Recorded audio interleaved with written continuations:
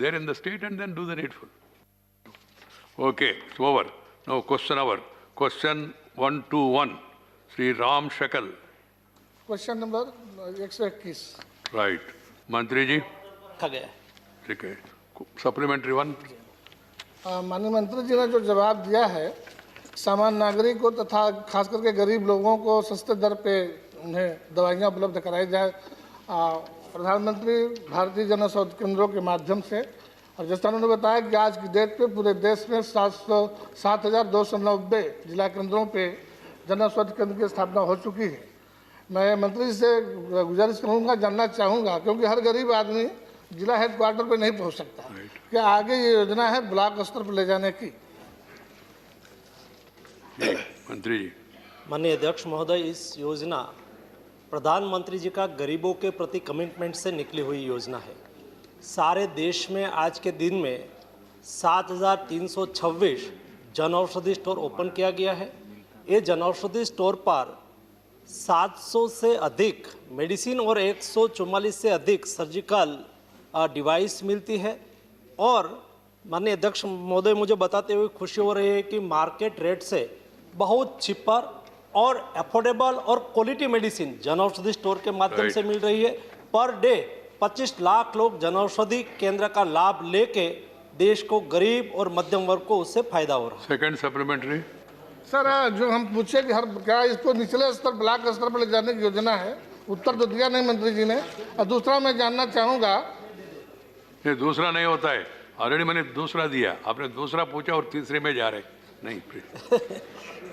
माननीय अध्यक्ष महोदय, कुल मिला के 734 सारे देश के सभी डिस्ट्रिक्ट में आज जन औषधि केंद्र है और अगले दिनों में हर ब्लॉक स्तर पर जन औषधि केंद्र ओपन हो, इस दिशा में हम काम कर रहे हैं। Very good. उन्हीं का सवाल वही है।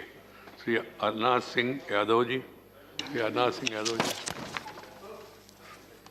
मान्यवर,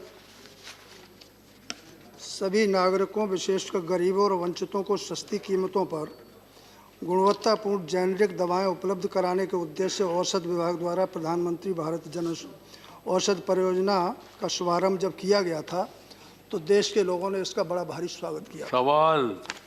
मेरा सवाल मान्यवर यह है कि चाहे सरकारी चिकित्सक हों चाहे प्राइवेट चिकित्सक हों, जेनेरिक दवाओं के पर्चे बनाते नहीं, दवाइयाँ लिखते नहीं, और जब कहते हैं तो बड़ा उपेक्षापूर्ण भाव जो है जेनेरिक दवाओं के प्रति प्रकट करते हैं। मेरा माननीय मंत्री जी से ये सवाल है कि जेनेरिक दवाओं का उपयोग ज़्यादा से ज़्यादा हो, गरीब लोग ज़्यादा से ज़्यादा लाभ उठाएं, तो इस के लिए चिकित्सकों को कोई दिशा निर्देश दिए गए हैं?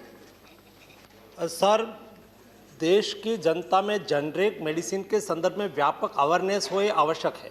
आज अमेरिका में 4 टैबलेट लोग खाते हैं, उसमें एक इंडिया में बनी हुई जेनेरिक मेडिसिन होती है।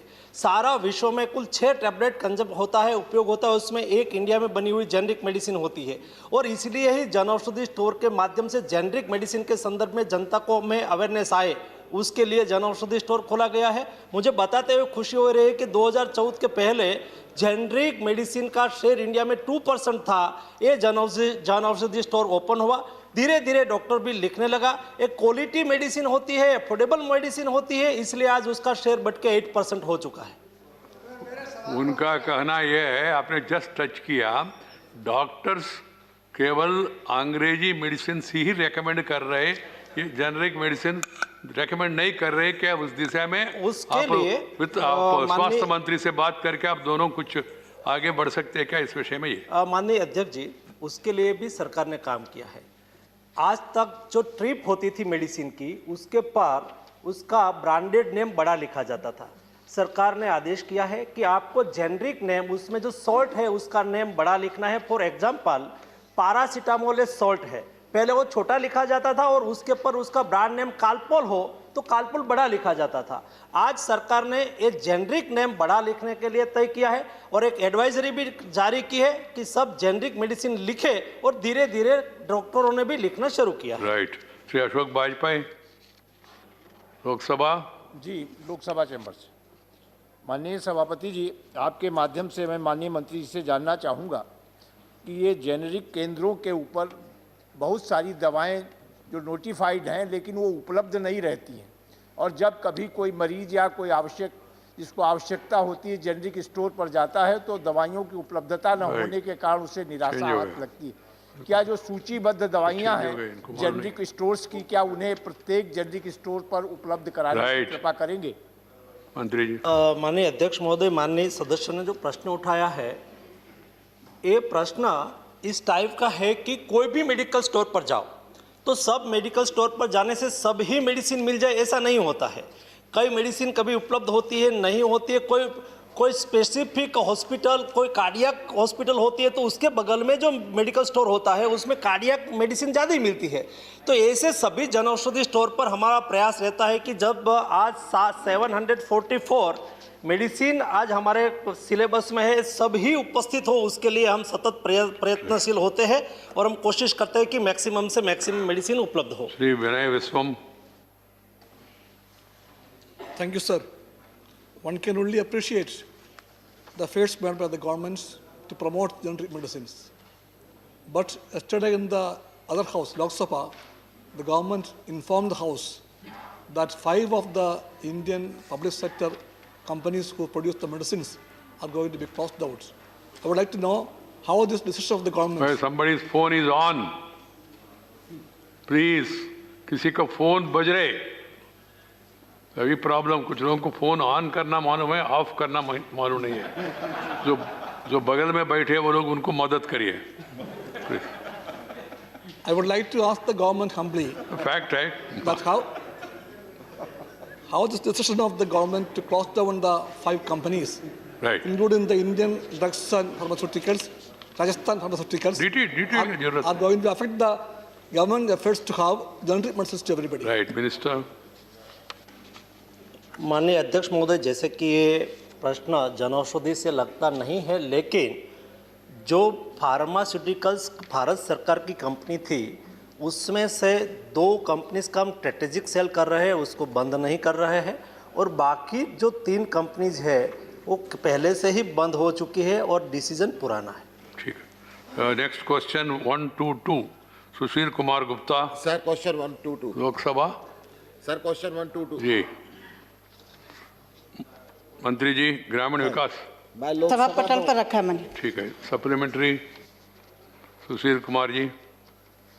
आपके माध्यम से मैं माननीय मंत्री जी से पूछना चाहूँगा कि कोरोना के दौरान लाखों रोजगार युक्त मजदूर देश भर के शहरों से शहर छोड़कर गांव में चले गए और बेरोजगार हो गए। महिलाओं की भी उसके अंदर बहुत बड़ी मात्रा है। सवाल सुशील जी। सवाल ही बोल रहा हूँ सर। मनरेगा के दौरान काम करने वालों में महिलाओं की संख्या लगातार घट रही है। मैं माननीय मंत्री जी से पूछना चाहूँगा, क्या महिलाओं की भागीदारी बढ़ाने के लिए मनरेगा के अंदर कोई प्रोविजन किया है? ठीक। सभापति महोदय, क्वेश्चन जो था उससे हट करके है, लेकिन फिर भी मैं बताना चाहूँगी। महिला संबंधित है। जी जी जी जी। कोरोना काल में माननीय सभापति महोदय, मैं यदि पिछले वर्ष की तुलना में देखूं तो इस वर्ष 330 करोड़ मानव दिवस सृजित हुए हैं, और मैं मानती हूं कि कोरोना काल में यदि मनरेगा नहीं होता तो प्रवासी मजदूर जो थे उनको रोजगार नहीं मिलता। मैं इसके लिए, क्योंकि ये रोजगार परक नहीं है, जब कहीं काम नहीं मिलता तब मनरेगा में लोग काम करते हैं। माननीय सभापति महोदय, मैं ईश्वर से प्रार्थना करती हूँ कि मनरेगा में लोग काम ना करें, उनको और पैसा अधिक जहाँ मिल रहा है वहाँ काम कर रहे हों। लेकिन मैं ये कह सकती हूँ कि आज लोगों के घरों में रोटी मिली, लोगों को काम मिला, तो मनरेगा ने ही दिया है, और हमारी सरकार ने गरीब कल्याण योजना के तहत अधिक बजट दिया। जी, दूसरा सप्लीमेंट्री। इसे मैं निवेदन करना चाहूँगा कि आपने अपने सवाल के जवाब में बताया कि मनरेगा के 100 दिन से ऊपर बढ़ाने की कोई योजना नहीं है, और आज के दिन 220 रुपये प्रतिदिन की मिलती है, यानी कि एक परिवार को साल में 22,000 रुपये मिलते हैं। क्या सरकार का ये जो श्रम दिवस बढ़ाने की योजना तो नहीं है? क्या ये जो उनकी दैनिक मजदूरी है 220 रुपये से, उसको बढ़ाने की कोई योजना है? राइट। मंत्री जी। माननीय सभापति महोदय, ये क्योंकि जब व्यक्ति को काम नहीं मिलता तब काम रोजगार में मनरेगा में लोग काम करते हैं। मैं माननीय सदस्य को बताना चाहती हूँ कि 100 दिन से अधिक बढ़ाने का भारत सरकार का भी कोई विचार नहीं है। हाँ, राज्य सरकारें बढ़ाना चाहें तो बढ़ा सकती हैं। उसमें मैं उन सरकारों को बधाई देती हूँ जिन सरकारों ने बढ़ाया। उस उड़ीसा, हिमाचल और केरल, इन 3 प्रदेशों ने अपने यहाँ 50 दिन का अधिक बढ़ा करके दिया है। माननीय सभापति महोदय, मैं गर्व से कह सकती हूँ कि जिस तरह से प्रवासी मजदूर कोरोना के समय अन्य रोजगार बंद हो गया था, उसमें काम मिला है। Right. माननीय सदस्य का जो बढ़ाने का उद्देश्य है वो बढ़ाने का कोई प्रावधान नहीं है और ना ही हमने वित्त मंत्री से कोई बात। राइट। श्री राम गोपाल यादव जी। धन्यवाद श्रीमान मैंडेज बढ़ाने पर तो मंत्री जी ने फ्लैटली मना कर दिया। यहाँ तोमर साहब बैठे हुए हैं कि नहीं? हाँ, ये लोकसभा में। लोकसभा में राम गोपाल जी, मैं बिल्कुल एक स्पेसिफिक प्रश्न पूछना चाहता हूँ। मैं ये जानना चाहता हूँ माननीय मंत्री जी से कि मध्य प्रदेश के मुरैना जिले में, जहाँ से मंत्री जी आते हैं, कितने ऐसे व्यक्ति हैं जो इसके लिए एलिजिबल हैं और कितने लोगों को काम मिल रहा है? मंत्री जी के पास कुछ स्पेसिफिक समाधान आए तो नहीं तो जांच करके दीजिए। हाँ, नरेंद्र सिंह जी है। माननीय सभापति जी, हम सब जानते हैं कि मनरेगा बहुत ही महत्वाकांक्षी कार्यक्रम है और पूरे देश भर में मनरेगा के अंतर्गत लगभग 14 करोड़ जॉबधारी हैं और 10 करोड़ के आसपास सक्रिय रूप से लोग इसमें काम करते हैं। पिछले जब गुप्ता जी पूछ रहे थे उस समय आवाज, उन्होंने उस समय कहा था लोकसभा, तो मैं वॉइस माइक, अब बैठ के बोलिए नरेंद्र जी, बैठ के बोलिए। माइक। मैं उनकी जानकारी के लिए बताना चाहता हूं कि इस वर्ष जो महिलाओं के काम का प्रतिशत है वो निश्चित रूप से 52% है और इस बार मनरेगा में रिकॉर्ड काम हुआ है। 330 मानव दिवस लगभग सृजित हुए हैं। जहां तक जिले की बात है तो निश्चित रूप से काम तो सभी जगह चल रहा है और चंबल का जो हमारा इलाका है वो निश्चित रूप से बहुत पिछड़ा है। मुरैना हो, श्योपुर हो और राम गोपाल जी का जिला हो, जिलेवार जो जानकारी है वो मैं राम गोपाल जी को अवगत करा। ठीक, ओके। आगे श्री डॉक्टर अमी याज्ञिक। I have to take care of all sides and then names. This side on river side is sitting there, that side now.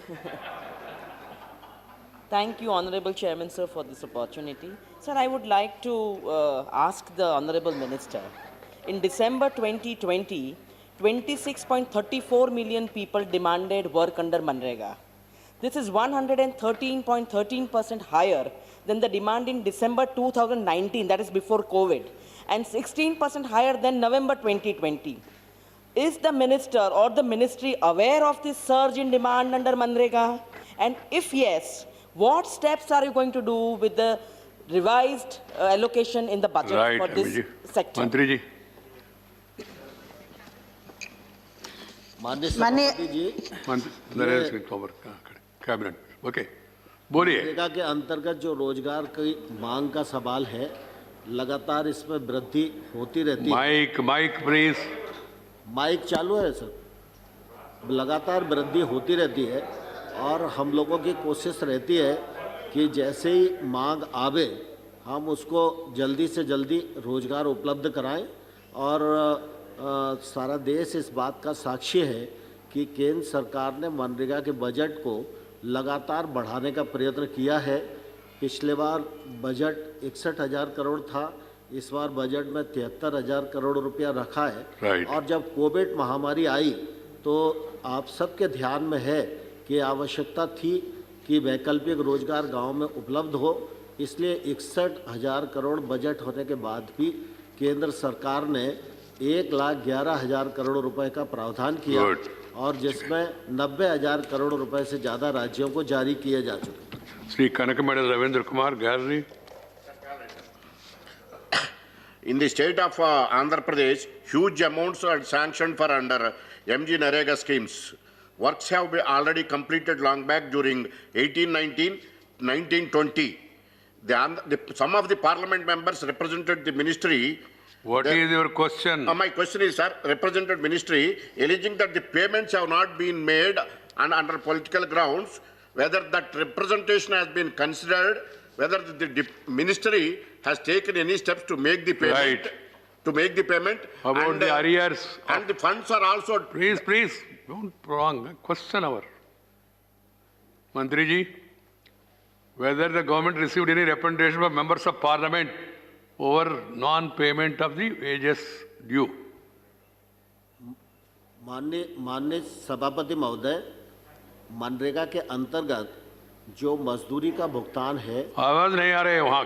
मजदूरी का जो भुगतान है वो पूरा का पूरा मजदूरों के खाते में 99% पहुँचता है। कभी कभी ऐसी परिस्थिति होती है कि राज्य सरकार की कार्रवाई में विलंब होता है, तो उस मामले में भी केंद्र सरकार ने स्थिति को सुधारने का प्रयत्न किया है, और अगर कहीं विलंब होता भी है तो ब्याज का भुगतान करने की भी जो बात प्रावधान की गई है एक्ट में, तो राज्य सरकारें ब्याज भी देती हैं। लेकिन जहां जो सदस्य कह रहे हैं कि उनकी जानकारी के अनुसार जो शिकायत आई है, उस पर से हमने राज्य सरकार को लिखा है और उनसे रिपोर्ट मंगाई है। जब रिपोर्ट आएगी तो सदस्य को अवगत कराएंगे। Okay. See, question number 1, 2, 3, Dinesh Trivedi. Okay. First supplementary. Question relates to the bridges, which is safety, and safety never sleeps. So I must compliment the Honourable Minister for putting so much of capex into safety. I know that railway is a robust organization, but uski vyavastha charmara gayi thi because of safety, and now you are modernizing. So my question is, would you also consider using modern scientific way to measure the strength of the bridges, like 3D mapping, like drones and other modern equipments? Right, Dinesh. Thank you very much for your gracious comments, Honourable Member. Sir, over a period of time, safety had become a casualty of inadequate budgets and very often misdirection of budget allocation. In the last 6 years, we have focused more and more amounts to safety, and I'm happy to share with this august House through you, Chairman Sir, that the last passenger death because of a railway accident happened on 22nd March 2019, which means for the last nearly 22 months, we have not had a single passenger death due to train accidents. Please. Well, sadly, no train can move without signal. Sadly, Chairman Sir, without the permission. Sadly, Chairman Sir, some members don't seem to remember that trains were running all the way through till 22nd March, and thereafter also now they're almost revived back to 70% of what was running earlier. Okay. But well, some people have short memory. We can't help that. As regards the bridges, we have focused our attention on bridge repairs and maintenance so much that even though we have a very large number of bridges which are over 100 years old, in fact the number is very staggering, sir, we have 34,665 bridges in Indian Railways which are more than 100 years old. Despite that, we have a very, very robust system of inspection, once before monsoon, once after monsoon, a rating system, and I welcome the suggestion of Honourable Member to introduce more and more modern devices. Drones would of course not be the right approach. Approach would be more like sensors, approach would be more towards checking the tensile strength of the bridges. But it's a very good suggestion. Second supplementary. We have introduced new ideas. We'll do some more in the coming days. Second supplementary. So I am aware that bridges are a vertical under Department of Civil. Now, when you have so much of rightly capacity, would you consider to have a separate department using modern technology for bridges alone? मंत्री जी। Honorable Chairman, I'm happy to share with the House through you that we have gone through an elaborate restructuring of the Railway Board, something which hadn't happened for years and years. And we were living in the old age style of working, inherited over several decades. We have now, in the new restructured Railway Board, designated a Director General of Safety for the first time in the Indian Railways, whose total focus will be on safety. Right. Shrimati Seema Dwivedi, Lok Sabha. Seema Dwivedi ji, हाँ कुछ बैठ के बोलिए, बैठ के माँ, बैठिए बैठिए। अच्छा, ओ नहीं बैठा नहीं, अब बैठिए और बैठ के बोलिए। हाँ माननीय सभापति महोदय, मैं आपके माध्यम से, आपका बगल का है, मुझे भी पुराना परिचय, इसलिए मैंने बैठा खड़े मैंने आपके माध्यम से मैं माननीय मंत्री जी से जानकारी चाहती हूँ कि आपने माननीय मंत्री जी ने आपने रेलवे के बारे में बहुत बेहतरीन काम किया है, बहुत अच्छा काम किया, उसके लिए मैं आपको बधाई देना चाहती हूँ। मानवर मैं उत्तर प्रदेश से जनपद जौनपुर से आई हूँ और मानवर मैंने देखा है कि मुंगराबाद शाहपुर में रेलवे स्टेशन जंघई के ऊपर जो बना पुल है वो बहुत ही जर्जर स्थिति में है और जौनपुर जंक्शन का भी पुल बहुत पुराना है, उस पर भी अनुरक्षण का काम करना अति आवश्यक है। और माननीय मैं आपके अनुज्ञा से एक अनुरोध भी करना राइट आपने पूछा है। हाँ जी, मैं दूसरा मेरा एक और अनुरोध था कि क्या जनपद जौनपुर के नई गन क्रॉसिंग पे और मुंगराबाद शाहपुर के क्रॉसिंग कोई नया पुल बनने का प्रस्ताव है? मंडल मेरा अनुरोध है, अगर आपके एजेंडे में हो तो जरूर इसको शामिल कर लीजिएगा, मेरा आपसे अनुरोध। Right Seema ji. Honorable Chairman sir, I will of course be able to give more details about the specific Jaunpur bridge. We have 1,50,000 bridges, so I certainly have not carried details of 1,50,000 bridges. But I'd be happy to share with the honorable member that now all the major bridges, all the important ROBs, FOBs, data of the last inspection, what was the finding of the inspection, who carried it out, and what action was taken to ensure its safety has either been put up on the bridge itself or at the nearest railway station, so that the common public also is aware how the railways is maintaining the bridges. It will generate confidence in the passengers and will ensure responsibility on the concerned officials, whose name and number is also written with the bridge details. Good. 124, Sri Muhammad Nadimul Haq. Nadimul Haq जी कहाँ है? नहीं। Minister food processing. सभा पटल पर रख दिया गया था। Supplementary no. ओके, कहाँ है? श्री जुगल सिंह लोखंडवाला जी, लोकसभा।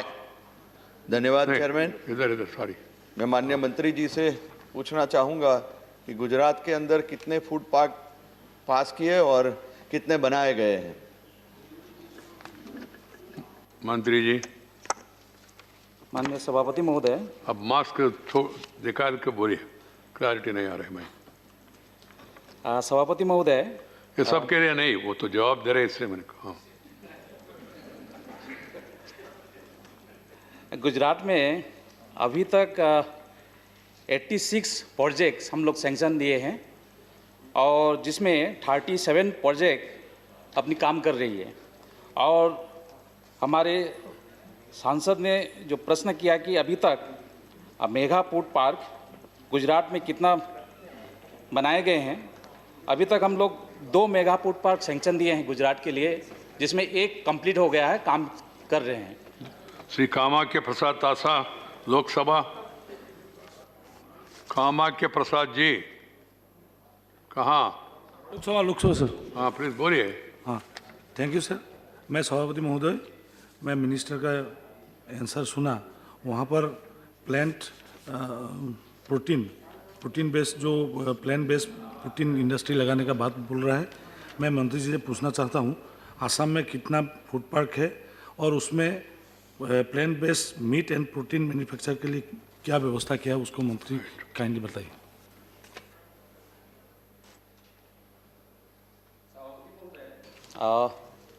तासा जी ने असम से, मैं भी असम से हूँ। अभी तक असम में एक मेगा फूड पार्क है जो नलबाड़ी ज़िले के अंतर्गत आती है और वो कंप्लीट हो गया है, अपनी काम कर रही है और ये 2009 में सैंक्शन दिए गए थे और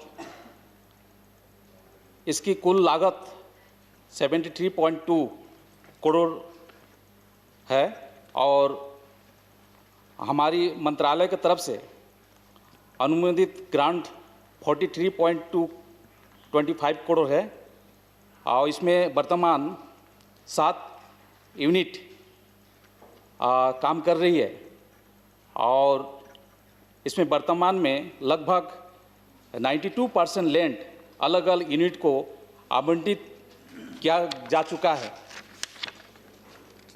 प्रधानमंत्री किसान संपदा योजना के अंतर्गत असम में 28 प्रोजेक्ट सैंक्शन दिए जा चुके हैं जिसमें 7 अपनी काम कर रही है। इसके अलावा माननीय प्रधानमंत्री जी नरेंद्र मोदी जी के सबल नेतृत्व में हमारे मंत्रालय ने 10,000 करोड़ की प्रधानमंत्री formulation of micro food enterprises योजना का भी वर्ष 2020-21 के शुभारंभ में किया गया है। धन्यवाद मंत्री जी। बताते हुए question 125 doctor Bhagwat Karad. Lok Sabha sir. Lok Sabha. Statement is laid on the table of the House. Supplementary 1. Sir, Marathwada Maharashtra में से बैकवर्ड रीजन है और इस रीजन में मंत्री महोदय ने इलेक्ट्रिफिकेशन रेलवे का किया है मनमाड़ से नांदेड़ तक, इसलिए मैं उनका अभिनंदन करना चाहता हूं। मेरा क्वेश्चन है सर, मनमाड़ से परभनी जो 225 किलोमीटर है उसका डबलीकरण कब हो जाएगा सर? राइट। सर, मुझे सदन को आपके माध्यम से बताते हुए खुशी होती है कि माननीय प्रधानमंत्री नरेंद्र मोदी जी जो स्वयं अपने बचपन में शायद रेलवे के साथ काफ़ी जुड़ाव था, उनका बचपन रेलवे स्टेशन पे गुजरा, उनको ये ध्यान में था कि कितना महत्व है रेलवे की व्यवस्थाओं का भारत की नागरिकों के लिए और भारत की अर्थव्यवस्था के लिए। उसके लिए एक परिप्रेक्ष्य जरूर सदन के सामने रखना चाहूँगा। 2009 से 14 के बीच जहां सालाना 45,000 करोड़ रुपए हर वर्ष एवरेज इन्वेस्ट होते थे अलग अलग कैपेक्स के ऊपर, वहीं बढ़ते बढ़ते 2020-21 में वो बढ़ के 1,60,000 करोड़ हो गया। ये मनमाड़ के बारे में जानकारी है क्या? मैं बता रहा हूं सर। नहीं, सवाल सर 21-22 में उसको बढ़ के 2,15,000 करोड़ कर दिया, यानी 5 गुना 5 टाइम्स कैपेक्स बढ़ाने के बाद भी, मैं सवाल पे आ रहा हूं सर, उसके बावजूद आज लगभग 8 लाख करोड़ के प्रोजेक्ट्स ऐसे अलग अलग देश में चल रहे हैं जिसके लिए इतना खर्चा करने के बाद विलंब हो रहा है। और उसकी मैं जिम्मेदारी पूरी तरीके से, जो पहले राजनीतिक कारणों से प्रोजेक्ट्स को मनमाड़ के बारे में जानकारी है क्या? नहीं, मनमाड़ की स्पेसिफिक सप्लीमेंट्री प्रोजेक्ट की जानकारी उनको मैं second supplementary specific. Sir, my second supplementary question is, Aurangabad शहर में पिट लाइन रिकमेंड हो चुकी है साउथ सेंट्रल रेलवे से। ये पिट लाइन और बहुत सारे सर्वे हो चुके हैं, औरंगाबाद से चालीसगांव, औरंगाबाद से बेड़ और औरंगाबाद से पुणे, तो इसका कब तक चालू हो जाएगा काम? से जैसे मैं सेकंड स्पेसिफिकली आपने सवाल में पूछा नहीं, आप स्पेसिफिकली मंत्री जी को लिखिए, वो आपको स्पेसिफिकली जवाब देंगे। मैं इसीलिए वो परिप्रेक्ष्य दे रहा था माननीय अध्यक्ष जी, ठीक है, कि इतने सारे प्रोजेक्ट्स पहले सैंक्शन होते थे, माननीय सांसदों को भ्रमित किया जाता था अनाउंस करके बिना उसका आवंटन। रामिला बरा गैलरी से सबको मौका मिलना चाहिए, समय वही प्रॉब्लम है ना। There are 15 questions, that is my difficulty. माननीय महोदय, मैं रमीला बारा गुजरात से हूँ। आपके माध्यम से रेल मंत्री को धन्यवाद करती हूँ कि अहमदाबाद से हिम्मतनगर होके खेड़ब्रह्मा तक चलने वाली मीटर गेज रेलवे को ब्रॉडगेज में रूपांतर किया। काम पूर्ण हुआ, हिम्मतनगर तक रेल शुरू हो गई, परंतु हिम्मतनगर से खेड़ब्रह्मा तक का काम करीब 40 किलोमीटर रेलवे लाइन का ब्रॉडगेज में रूपांतर करने का काम अभी तक शुरू नहीं हुआ। राइट, तो वह कब ये शुरू तो मांग होगा है और प्रजा को मांग है कब मिलेगा? रमेश जी, नहीं इसमें अभी तो उनके पास जवाब रेडी नहीं होगा, जानकारी लेके भेजेंगे। Shri M Shanmugam.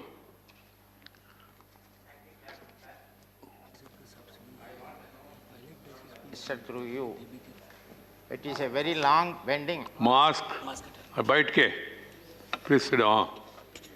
It is very long bending, doubling of railway line from Tanjavur to Viluppuram via Kumbakonam, Mailadurai and Chidambaram.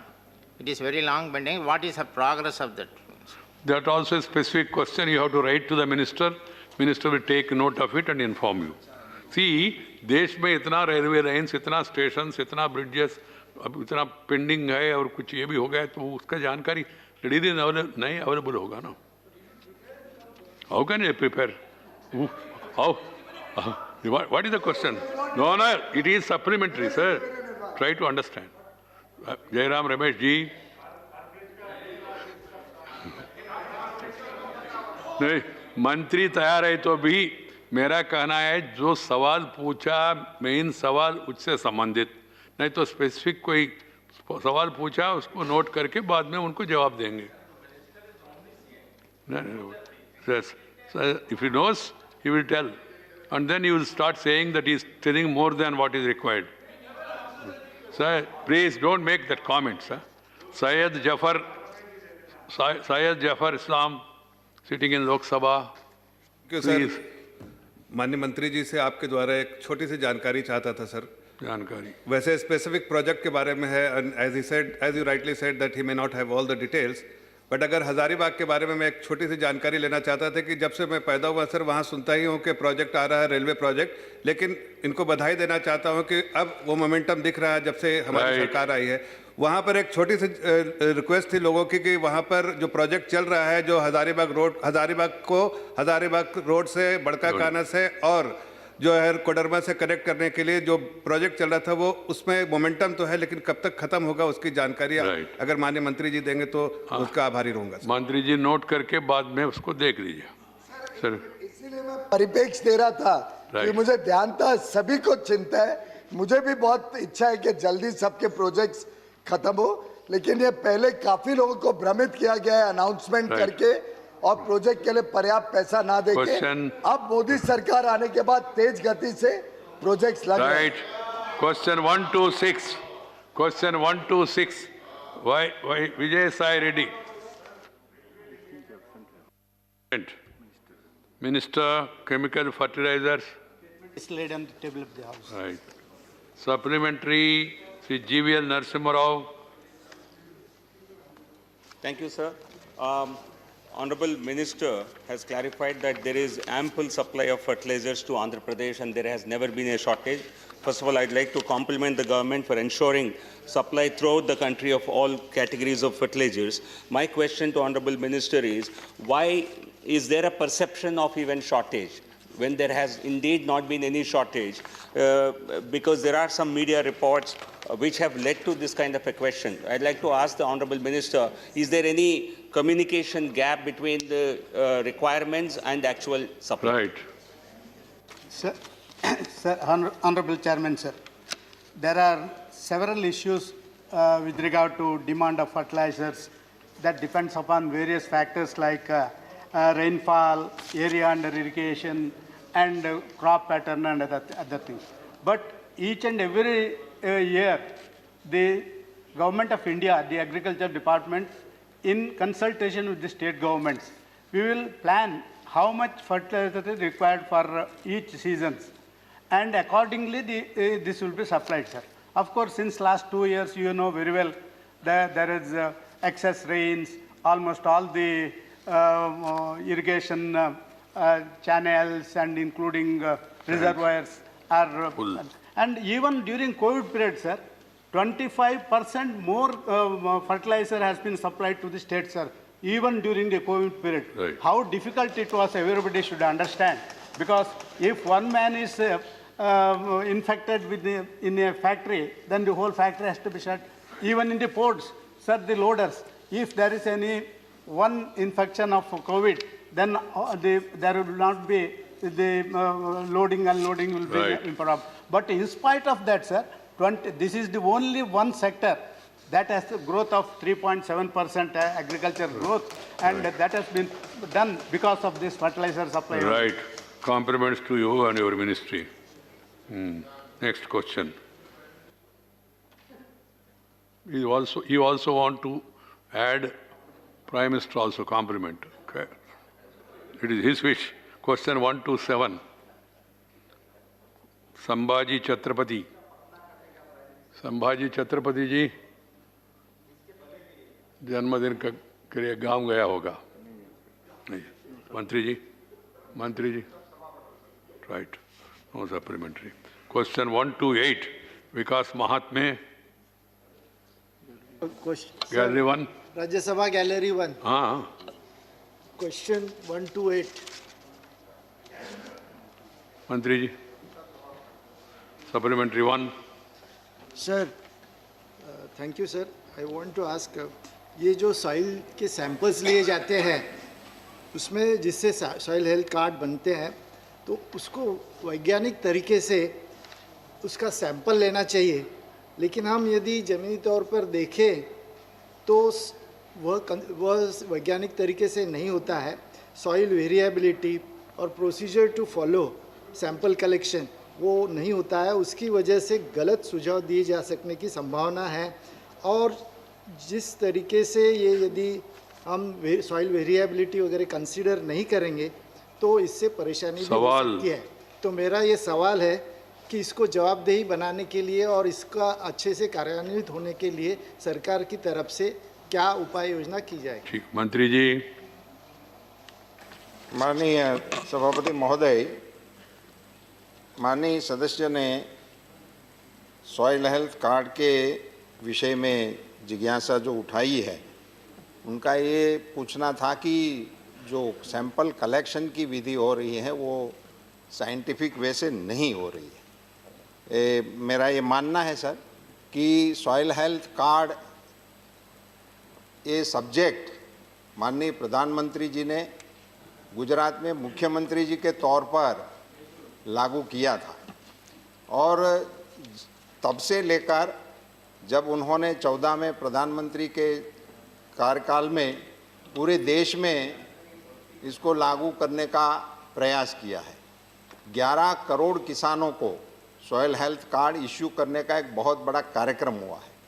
इतने विशाल पैमाने पर जब कोई प्रोजेक्ट हाथ पर लिया जाता है तो सॉइल टेस्टिंग के लिए जो नमूना लिया जाता है वो जिस ज़मीन से लेना होता है उसमें कितनी ऊंडाई से लेना, कितनी मात्रा में लेना, इनका सारे प्रोटोकॉल तय किए हुए हैं. ICR ने उनके मानदंड बनाए हुए हैं.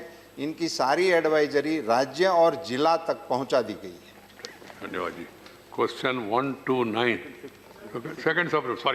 Second supplementary Vikas Mahatme. Yes, thank you sir. मैं धन्यवाद देना चाहूँगा. और मंत्री जी, ये जो सॉइल हेल्थ कार्ड है वो बहुत उपयुक्त है, लेकिन इसमें और इंडिकेटर्स हम बढ़ा सकते हैं क्या जिससे और किसान को लाभ होगा. जैसे कि मॉइस्चर रिटेंशन, कितना पानी वो ज़मीन पकड़ के रख सकती है, microbial activity, micro nutrients, texture, ये सभी यदि क्राइटेरिया हम सॉइल हेल्थ कार्ड में डालेंगे तो किसान को ज़्यादा लाभ होगा. तो मेरा सरकार से ये सवाल है कि क्या यह इंक्लूड करने की अभी कोई स्कीम है, योजना है. मंत्री जी. माननीय अध्यक्ष जी, सॉइल हेल्थ कार्ड का प्रयोजन मुख्यतः इसलिए है कि किसान को ये पता लगे कि उनकी ज़मीन किस पाक के लिए उपयुक्त है, उसकी ज़मीन में कौन सी चीज़ की कमी है जिसको वो खाद के साइंटिफिक प्रयोग से उसकी पूर्ति कर सके. ये दोनों चीज़ों का जितना आवश्यक है वो प्रोटोकॉल में अभी डाल दिया है. फिर भी ये माननीय सदस्य जी जो बता रहे हैं वो विकास जी से मेरा अनुरोध है कि आप जो भी आप सजेशन देना चाहते हैं और आप अभ्यास करने वाले सांसदों में से एक हैं, ये बड़ी खुशी की बात है। और आपका कंसर्न है, आप राइटिंग में हमें दीजिए, हम संबंधकर्ता हमारे आईसीआर के साथ इस इश्यू को संबंधित अधिकारियों के बीच में चर्चा करके ज़रूरत पड़ने पर उस विषय पर विचार जरूर करेंगे।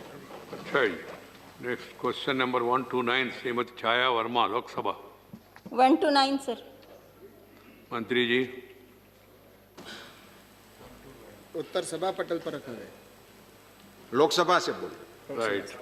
नरेंद्र सिंह जी, नहीं, कौन? कैलाश चौधरी जी कर रहे हैं सर। ठीक, ओके। सप्लीमेंट्री छाया जी, सप्लीमेंट्री। सर, मंत्री जी ने बहुत लंबा चौड़ा जवाब दिया है। मेरा सीधा सवाल है मंत्री जी से, मैं पूछना चाहती हूँ प्लीज कि कृषि में लागत अधिक है लेकिन आमदनी कम हुई है। कृषि उपकरण जैसे ट्रैक्टर में पहले 12% जीएसटी था, अब 25% जीएसटी है। डीजल का मूल्य बढ़ा है। मैं माननीय मंत्री जी से जानना चाहती हूँ, क्या पहले केरोसिन राशन कार्ड में मिलता था, क्या उसी प्रकार अब इस कृषि में डीजल को राशन कार्ड में और कृषि उपकरण को राशन कार्ड में कम दर पर उपलब्ध कराएंगे क्या, ताकि किसानों को कम रेट पे सामान मिले? मंत्री जी। माननीय सभापति महोदय जी। आप बैठ के बोलिए हेरा जी। माननीय सभापति महोदय जी, माननीय सदस्य जी ने जैसा विषय रखा है, तो इस दृष्टि से जैसा कि क्वेश्चन ये था कि इनका डबल इनकम का विषय था और किसानों के लागत को लेकर इशू है, तो इसके अंदर मेरा ये कहना है कि प्रधानमंत्री जी ने सबसे पहले तो किसान के लिए जो डबल इनकम करने का सोचा और उसके अंदर डबल इनकम के लिए लक्ष्य भी निर्धारित किया और 2022 तक उसको पूरा करना है। और उसके अंदर सबसे महत्वपूर्ण जो चीज़ है वो ये है कि इसके अंदर किसान की लागत कैसे कम हो, उत्पादन में कैसे वृद्धि हो, इन सारे विषयों को लेकर जिस तरह से इनका इशू है कि इन्होंने रखा है कि डीजल के अंदर सब्सिडी का बात रखी है। मेरा यह कहना है कि डीजल के अंदर भी सब्सिडी का जब ये योजना प्रारंभ की थी, प्रारंभ में उस समय जब ये लगभग 2009 में तो ये योजना सब्सिडी डीजल के अंदर प्रावधान किया गया था, तो उसके अंदर उस समय जहाँ सूखा क्षेत्र है और फसल को जब बोया जाता है तो उस समय अगर 15 दिन तक कोई बारिश नहीं होती है तो उस समय उसमें सब्सिडी का विशेषकर प्रावधान किया गया और जिसकी वजह से उसमें राज्य सरकार का भी पार्ट रहता है। तो राज्य सरकार की वहाँ से मांग आती है और उसके बाद में उसके दोनों का भाग होता है, तो इसलिए राज्य सरकार की तरफ से वहाँ से जब आता है तो उसमें सब्सिडी का ये प्रावधान उसमें विशेष डीजल के अंदर भी छूट की गई है। कुल मिलाकर मेरा ये कहना है कि सब्सिडी के तौर पर बात करें तो कुल मिलाकर मेरा ये कहना है कि जब किसान को आवश्यकता होती है उस समय चाहे डीएपी हो चाहे यूरिया के अंदर हो तो उसमें सब्सिडी का प्रावधान किया गया है। सेकंड सप्लीमेंट्री बताना चाहता हूँ यूरिया के अंदर भी। खैराज जी, सेकंड सप्लीमेंट्री। हाँ चाहिए जी। सर, मेरा सेकंड सप्लीमेंट्री है। किसानों की आय पिछले 5 वर्षों में 1.5 गुनी करने की बात बजट में आया है। बाहर 2 गुनी की बात करते हैं, 2 गुनी किसानों प्रति व्यक्ति आय किसानों की बढ़ाएंगे ऐसा कहते हैं, लेकिन मेरे पास जवाब है, रिकॉर्ड है सर। इसमें किसी भी राज्य में पिछले 5 वर्षों में कितनी आय बढ़ी प्रति व्यक्ति वो मैं जानना चाहती हूँ। कहीं बढ़ी नहीं है सर, आपका ही रिकॉर्ड है। ओके, मंत्री जी। सरकार की तरफ से जो योजना बनी है उसके अंदर इसकी शुरुआत ही बजट के बढ़ाने से प्रावधान से शुरू हुई है, क्योंकि डबल इनकम करना हमारे प्रधानमंत्री जी का लक्ष्य है और 2022 तक इसको हम पूरा करेंगे। और जो आय के जो आंकड़े हैं जिसमें सांख्यिकी राष्ट्रीय सांख्यिकी विभाग के द्वारा दिए गए हैं उसको लेकर हमने एक कमेटी का गठन किया गया और कमेटी के गठन के बाद में जो उनके रिकमेंडेशन आए और उसके बाद में उसके आधार पर भारत सरकार है वो काम कर रही है और उसके मुख्य रूप से 4 पिलर है और उसके ऊपर काम कर रही है, जिसके अंदर लागत की कमी कैसे आए, उत्पादन में वृद्धि कैसे हो और फार्म मशीनीकरण नई टेक्नोलॉजी की मशीन कैसे आए और जोखिम कम करने के लिए उसके प्रयास किए जा रहे हैं। और इसमें जैसा कि आज किसान सम्मान निधि योजना के तहत किसानों को पैसा दिया जा रहा है।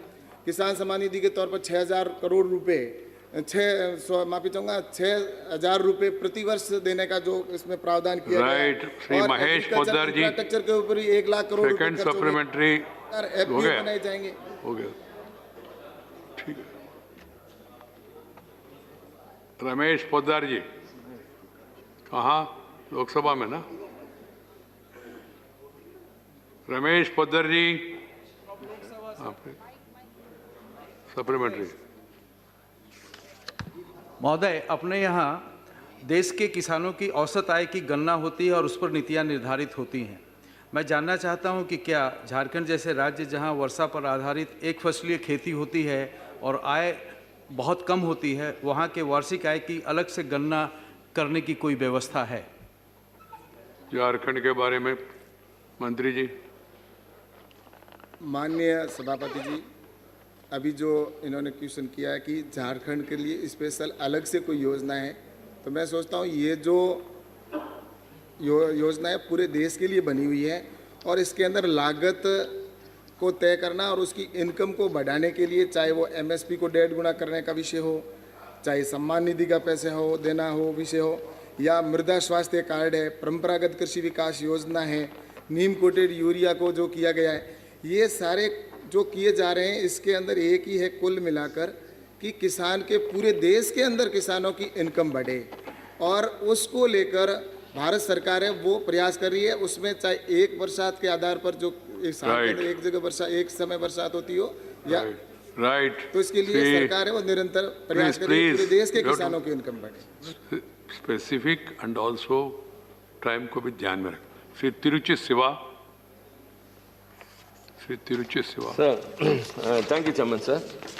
Sir, increasing the income of the farmers is one step, sir. At the same time, bringing down the production cost is another step. Sir, subsidy to the diesel was given only in Kharif 2015. Instead of classifying the drought hit region and one crop area, instead of that, as diesel is given under subsidy to the fishermen, will the government consider of giving diesel under subsidy to all the farmers so that it will reduce the production cost? ये subsidy जो दे रहे diesel में सभी किसानों को देंगे क्या, ऐसा पूछ रहे। माननीय सभापति महोदय, जैसा कि शिवाजी ने पूछा, हम सब इस बात को भलीभांति जानते हैं कि किसान की आमदनी बढ़े, इसके लिए हमको कुछ योजनाओं पर काम करने की आवश्यकता है। प्रधानमंत्री नरेंद्र मोदी जी के नेतृत्व में लगातार इस बात की कोशिश की है कि जहां सब्सिडी देने की ज़रूरत है वहां फर्टिलाइज़र पर 80,000 करोड़ रुपए से ज़्यादा सब्सिडी दी जा रही है। सोलर पंप और कुसुम योजना के अंतर्गत भी सब्सिडी दी जा रही है और किसान की आमदनी बढ़े और उसके खेती करने में लागत कम हो, इस दृष्टि से सॉइल हेल्थ कार्ड योजना हो, चाहे सूक्ष्म सिंचाई योजना हो, ऐसे तमाम सारे कार्यक्रम किए गए हैं जिसका प्रतिफल निश्चित रूप से आज देश को मिल रहा है। नेक्स्ट क्वेश्चन विश्वम्बर प्रसाद निशा। सर सप्लीमेंट्री, सर सप्लीमेंट्री जी से जानना चाहता हूँ, क्योंकि किसान की लागत ज़्यादा लगती है और उसको आय कम होती है। सरकार कह रही है हम आय दूनी करेंगे। हमारे बुंदेलखंड में तो किसानों की फसल ही जानवर गाय अन्ना जो चर जाते हैं उससे नुकसान होता है। मैं माननीय मंत्री से जानना चाहता हूँ, मैं बधाई दूंगा, उत्तर प्रदेश में अखिलेश यादव जब मुख्यमंत्री थे उन्होंने नहरों का पानी और ट्यूबवेल का पानी फ्री किया था, जिसके कारण किसान की आय बढ़ी है। क्या पूरे देश में अखिलेश यादव सरकार की तरह जो है नहर का पानी और ट्यूबवेल का पानी फ्री करने के लिए करेंगे जिससे कि किसानों की आय दूनी हो? मंत्री जी। माननीय सभापति जी, इन्होंने जैसा विषय रखा है, लेकिन हालांकि ये इस क्वेश्चन से संबंधित नहीं है, लेकिन उसके बावजूद मैं ये कहना चाहूँगा कि प्रधानमंत्री जी की इच्छा है कि पूरे देश के अंदर किसानों को, चाहे वो पानी की दृष्टि से हो, चाहे विद्युत की दृष्टि से हो, वो हर सुविधा उपलब्ध करवाना जिससे कि किसान को लाभ मिले और किसान की इनकम बढ़े।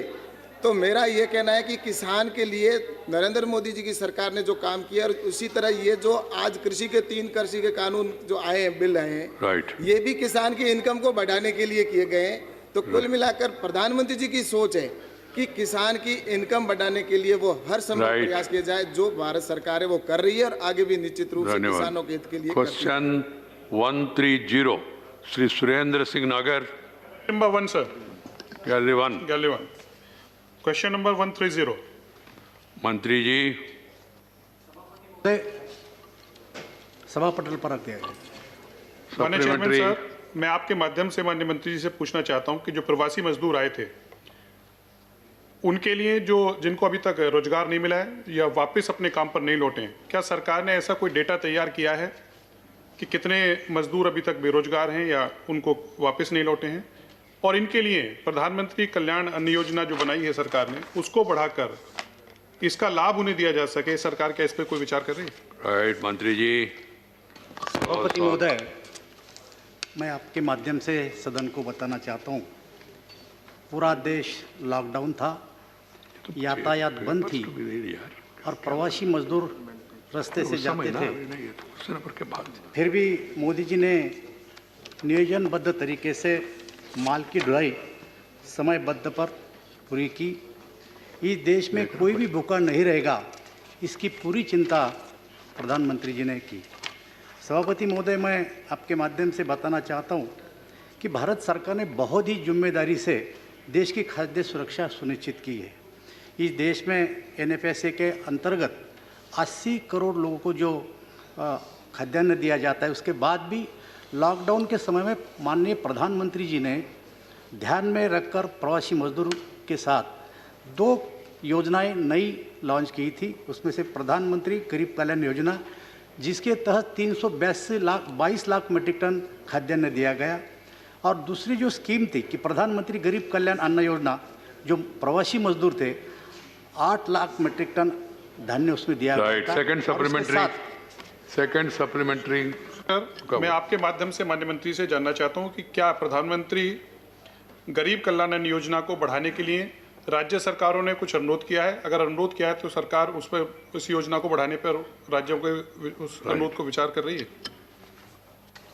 सभापति महोदय, प्रधानमंत्री गरीब कल्याण योजना जो है वो इसी समय के लिए लागू गई थी। इसके बाद कोई बढ़ाने का सरकार पर प्रस्ताव नहीं। Right. Shri Ramchandra Jangra, sitting in Lok Sabha. Ramchandra Jangra ji, please आवाज बैठ के बोलिए। धन्यवाद सभापति महोदय। मेरे इस संबंध में पूरक प्रश्न है मंत्री महोदय से। Mic please, secretary general afterwards please take up with Lok Sabha. Something is wrong with the system. आवाज नहीं आ रही ठीक। मेरा अनुरोध है नेक्स्ट सेशन मंत्री महोदय से कि पब्लिक डिस्ट्रीब्यूशन सिस्टम में जो अनाज जाता है वो बहुत बार बहुत ही सड़ा गला और खाने के लायक नहीं होता है। तो कई बार ऐसी भी वीडियो वायरल होती हैं जब गोदाम के अंदर पानी की बौछार करके अनाज को भिगोया जा रहा है। ये बहुत ही जघन्य अपराध है, जनता के सेहत से खिलवाड़ करना। तो मैं मंत्री महोदय से जानना चाहूँगा कि इस संबंध में ऐसे अपराधी जो लोग हैं उसको जघन्य अपराध की श्रेणी में लाने की कोई योजना है? ठीक है, ओके मंत्री जी। महोदय, आज के तारीख में जितना भी अनाज प्रोक्योरमेंट होता है उसका रख रखाव का पूरा बंदोबस्त सरकार के पास है, और मुझे ऐसा लगता है कि 2014 के बाद ऐसा कोई सड़ा अन्न इस माध्यम से नहीं दिया गया। इसकी चिंता सरकार भी बार बार करती है। श्री राकेश सिन्हा। महोदय, पहले मैं सरकार को बधाई देना चाहता हूं कि लॉकडाउन के दौरान सरकार ने प्रधानमंत्री गरीब कल्याण योजना के तहत माइग्रेंट वर्कर्स को बहुत राहत पहुंचाई। मेरा एक सवाल है कि ट्राइबल बेल्ट में, खास करके मेघालय, मणिपुर जैसे ट्राइबल बेल्ट में पब्लिक डिस्ट्रीब्यूशन सिस्टम को और दुरुस्त करने के लिए, जिससे कि ट्राइबल की जो एरियाज़ हैं जिसके कारण पब्लिक डिस्ट्रीब्यूशन सिस्टम वहाँ तक नहीं पहुँच पाता है, उनकी दूरियाँ बहुत होती हैं, क्या सरकार कोई दुरुस्त करने के लिए कोई कदम उठा रही है? धन्यवाद। महोदय, जहाँ पर दूर दराज एरिया में ऐसा खाद्यान्न नहीं सप्लाई किया जाता है, सरकार पूरी तरह से उसकी चिंता करती है। अगर आज तक तो हमारे रिकॉर्ड पे सभी जगह पे समयबद्ध तरीके से गया है, लेकिन ऐसी कोई शिकायत तो सरकार उसकी चिंता जरूर करेगी। Good. Subhash Chandra Bose, Lok Sabha. Subhash Chandra Bose ji. Honorable Chairman, sir, an amount of rupees 4,282 crores is pending from Government of India to Andhra Pradesh state towards this rice subsidy under Pradhan Mantri Garib Kalyan Anna Yojana. My question is, I would like to know from the Honorable Minister whether the government has issued instructions for immediate release of the dues to the state of Andhra Pradesh. Right. Andhra Pradesh सरकार को 4,000 करोड़ रुपए ये प्रधानमंत्री गरीब कल्याण योजना के अंतर्गत pending है, ऐसा बता रहे? आप बताइए। सभापति महोदय, सम्मानित सदस्य को मैं आपके माध्यम से कहना चाहता हूं कि हर सरकारें जो अपने देय राशि है उसका बिल जब सबमिट करती है, यूटिलाइजेशन सर्टिफिकेट देती है, अगर आंध्र प्रदेश सरकार ये पूरी यूटिलाइजेशन सर्टिफिकेट या उनके डॉक्यूमेंट देंगे तो सरकार पैसे देने में तैयार है। Once you receive utilization certificate, you will release the money. This is what. The government has already been submitted. Right. Okay, he's saying already submitted. देख लीजिए. Please look into that. Next, 131. Srimati Priyanka Chaturvedi. Yes, sir. Lok Sabha. You have shifted here. Srimati Priyanka Chaturvedi. I don't know if yes, my mic is working. So I have a very specific question. Supplementary. I had asked a very specific question to the minister with regards to COVID vaccines exported and its value. What I have got from him is a list of all the vaccines that have been exported. So can he specifically give me an answer to the vaccines relating to COVID exported and its value? He and she should not be used. Okay, Minister, sir. Honorable member, Minister. like that. All right, sir. Please. Chairman, sir, as I very clearly said in my answer, in the first line itself, there is no such category as COVID vaccine in the harmonized system HSN codes, and therefore for the Commerce Ministry to come out with a new code for only one type of vaccine is not really what our job is. All vaccines that are exported under one HSN code. I've given the full details. Right. However, for the benefit of the honorable member, I'd like to share with her that these vaccines, the COVID vaccines, have only started in January. It's not as if the earlier data that I've given, and I've honestly given all the data of vaccines that we are exporting, they started only in January. And the honorable member will see that there's not been any significant increase in the export of vaccines between October, November, December, January. In fact, only in the single vaccine, there has been an increase, and that is about $50 million, which is a very small amount. Right. Second we are supplementary. taking care of the domestic requirement, Mantriji, and based everyone on should, that, Mantriji, please. to friendly countries, we are giving some vaccines. Second supplementary. So that is... Time is... To the Honorable Minister, I'd like to ask, what are the vaccines that have been exported under Vaccine Maitri initiative, which I Right. applaud, vis-a-vis the ones which are commercially placed and are commercial exports? Right. The value. Thank you. Honorable Chairman, sir, the Covishield vaccines made by Serum Institute, Pune, up to 8th of February, against Government of India grant, we have given 6,27,000 vials, which relates to 62,70,000 doses, valued at 12 crore, 125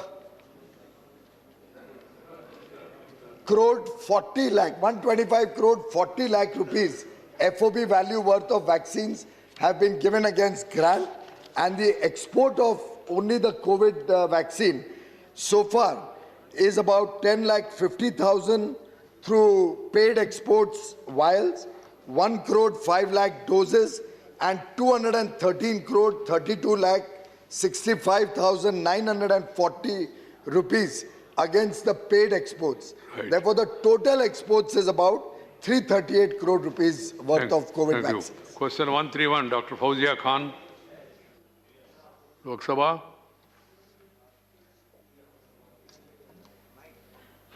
Say question 131. Question 131, thank you, sir. Sorry. My question is there any target schedule or plan of vaccination to every citizen of India? And has exporting of That is what- vaccine created any hurdle in this timeline? Right.